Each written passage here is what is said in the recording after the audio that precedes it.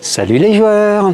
Allez, un petit jeu solo pour un été pas vraiment très joli, parce que c'est dérèglement climatique, parce que c'est pas forcément folichon, mais en tout cas c'est stratosphérique. Stratos, c'est un jeu édité par Helvétique et c'est maintenant que nous le faisons décoller. Qu'est-ce qu'il va aller où?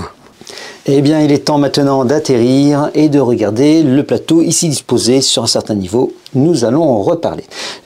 Strato est un jeu solo, c'est-à-dire que c'est un jeu à défi. Vous allez tout de suite, on va regarder les cartes défis du niveau 0 au niveau 9. Tout de suite, rassurez-vous, si ce jeu, bien sûr, solo à défi, ça signifie que si vous avez réussi le niveau 9, le jeu est fini? Non, pas du tout en fait, puisqu'il y a une certaine part de aléatoire au niveau de la mise en place à certains niveaux qui vous permettront de renouveler l'expérience de jeu. Il y a tout de suite, parlons-en, il y a une variante pour 2 à 4 joueurs. En fait, la variante est toute simple, vous jouez chacun votre tour.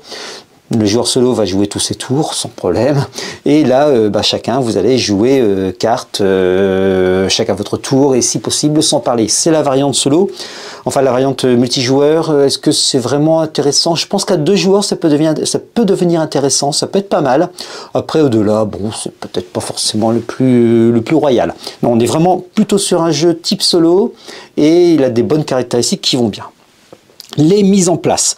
Alors, si je regarde les fiches missions, toujours ces fiches missions, décryptons-les ensemble. Nous avons le niveau qui est ici, le niveau 0.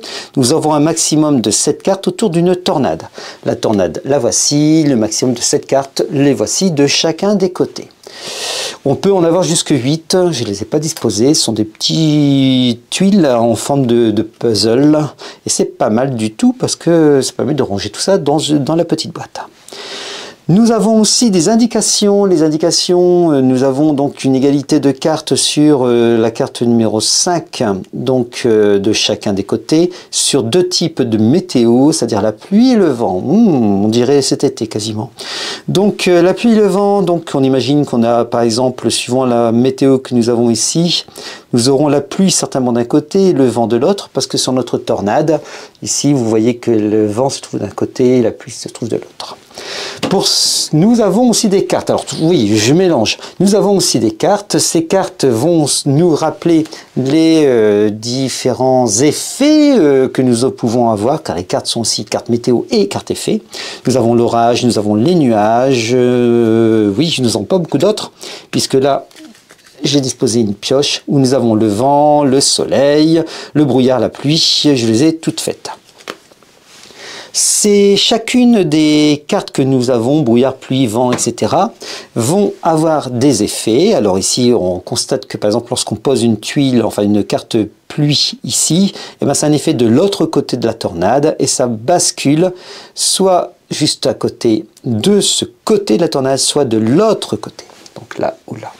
Voilà, donc on va pouvoir bouger les cartes au fur et à mesure. La carte soleil, voici. Si je pose une carte soleil, je détruis une carte, mais là c'est pas spécifié exactement, mais dans la ligne qui se trouve. On a un petit rappel à la fin des règles pour chacune des cartes, et là bon, on a bien sûr les aides mémoire, les aides symboles, qui nous permettront de se rappeler tout au moins sur les premières parties. Les premières parties, c'est 2 niveaux de mise en bouche, de mise en ambiance, niveau 0 et niveau 1.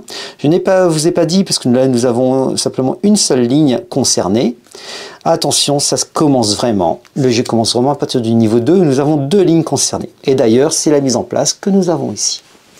La mise en place autour de la tornade, nous allons ranger tous les nuages d'un côté, tout le vent de l'autre, tout le soleil d'un côté, toute la pluie de ce côté-ci. En jouant à notre tour, à partir de la pioche mélangée, oula, ah oui, oui, voilà, c'est mieux.